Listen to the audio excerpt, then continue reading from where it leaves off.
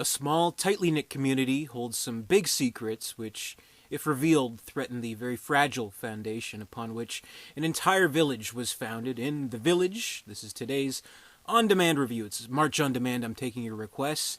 This request comes from Slacker 101. Thank you very much for your request. I had not seen this movie before. This weekend I watched it. It was my first time ever seeing it. For the longest time, I actually did avoid it. For one thing, the twist, the big reveal at the end, it was ruined for me pretty early in the game, so I never found a reason to watch the movie because of that, I guess. And I'll give a warning right now. This review, it will have spoilers, so if you haven't seen the movie, if you care, be warned, there are spoilers. So another reason, mainly because it didn't get that good of reviews. A lot of people really kind of shat on the movie quite a bit. Had a lot of bad things to say about it, so I wasn't particularly enthused to see the movie, but thought I'd give it a chance. I found the DVD pretty cheap, so I gave it a watch this weekend. And I kind of felt like maybe I'd be at an advantage, sort of knowing the twist, going into it with that in my mind, which may kind of make the movie a little bit better, actually.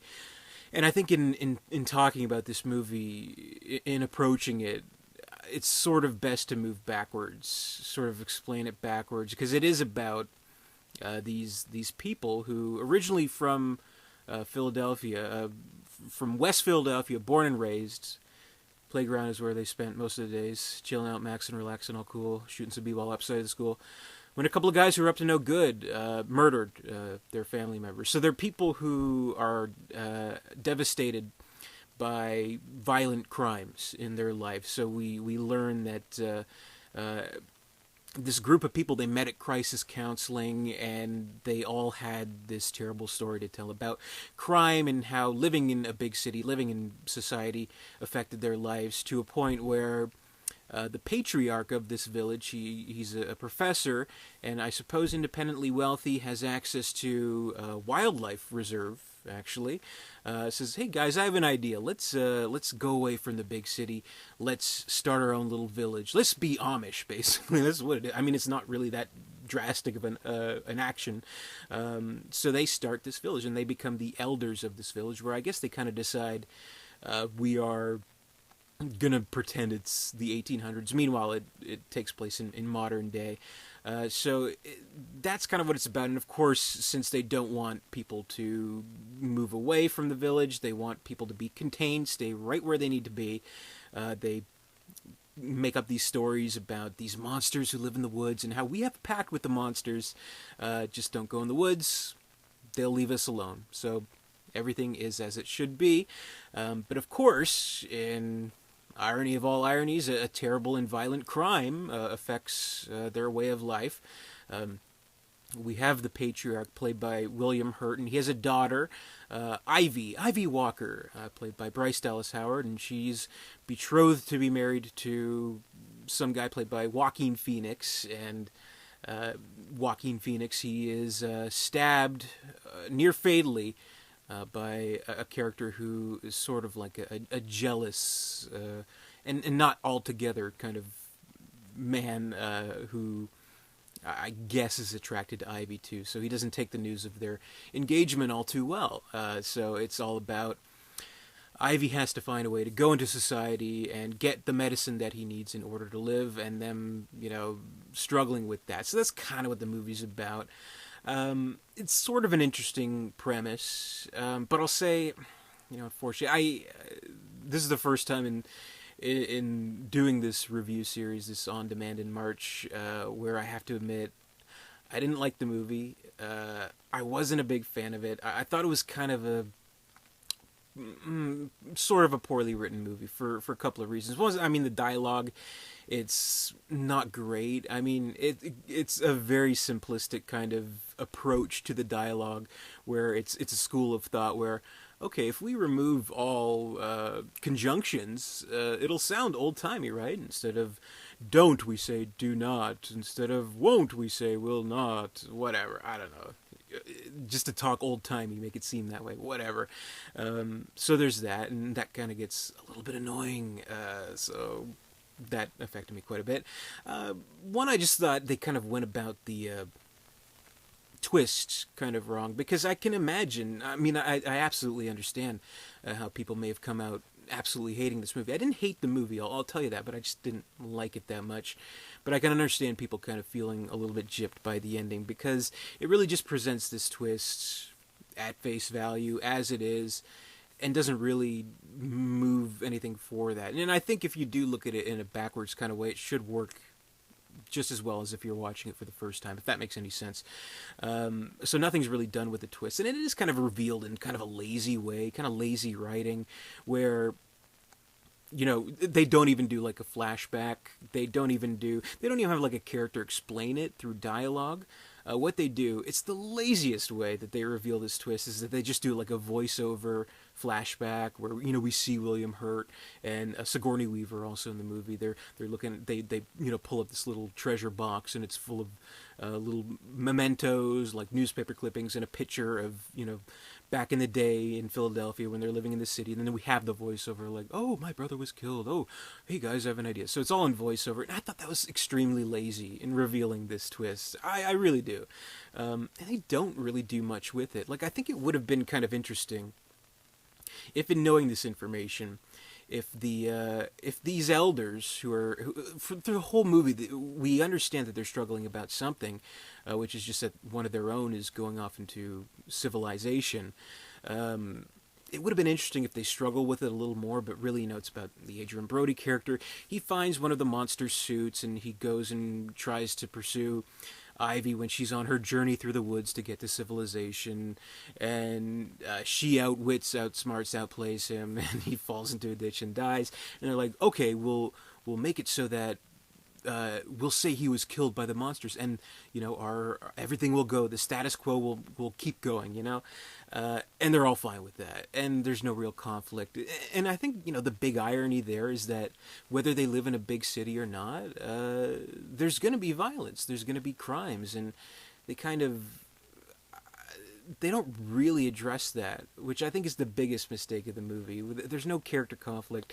They just keep on going as normal, which it's unsatisfying. It just kind of cuts to black basically at the ending. She comes with the medicine, and we assume that Joaquin Phoenix will be all right. So I mean, it doesn't really do much with its premise other than try to really impress you with its dupe, basically, which I can see why people were kind of pissed off about that. If that's what pisses them off about the movie. But there's definitely other stuff. I'll say this. With the writing as kind of mediocre as it is, it unfortunately allows poor performances to follow. I mean, we have great actors in this movie. We have William Hurt, who's always great, but he's just kind of on autopilot here. He's not really that great. Sigourney Weaver's absolutely wasted in the movie. Even like someone like Joaquin Phoenix, who's a great actor, he is kind of proof that you can be great, but you're not necessarily immune to giving a less than stellar performance here. It's a pretty stale performance, a pretty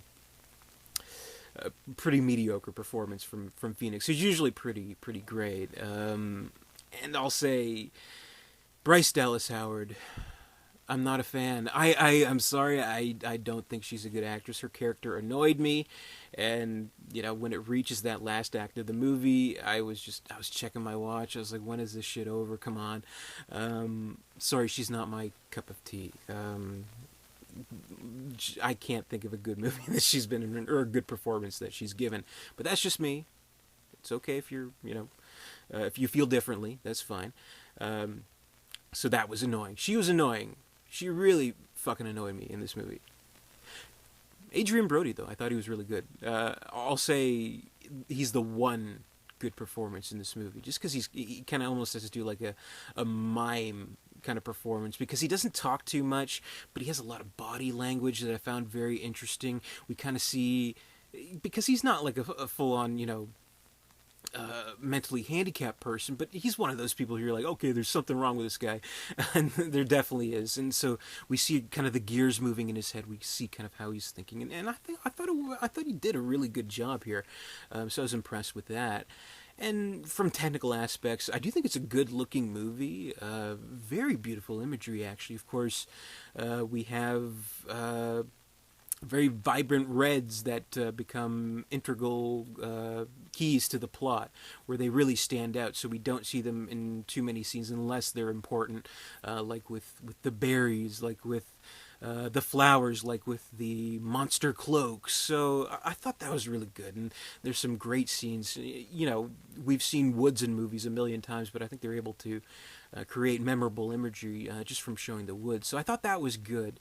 And the music, I'll say James Newton Howard, he composed a great score for this movie, a beautiful score. I think he was nominated for, yeah, he was nominated for an Oscar for this, and rightly so. It's a very beautiful and moving score all on its own. But, you know, as good as those elements are, the movie as a whole, I don't think it works. I don't think it's that good. I think they could have done more. But that's all.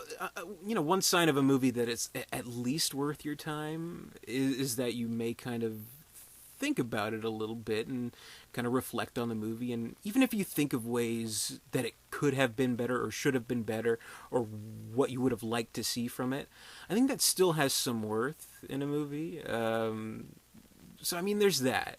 So I wouldn't say I regret watching it. I'm glad I watched it. I am. So thank you, Slacker 101, for this recommendation. I'm not shitting all over the movie, and I know in your comment, you know, you mentioned, oh, I think it's an underrated movie. People kind of shit on it too much. I won't completely shit on it, but I didn't think it was that good. I thought it was too flawed to say is a good movie. I think it's a bad movie, unfortunately. And Bryce Dallas Howard really annoys me.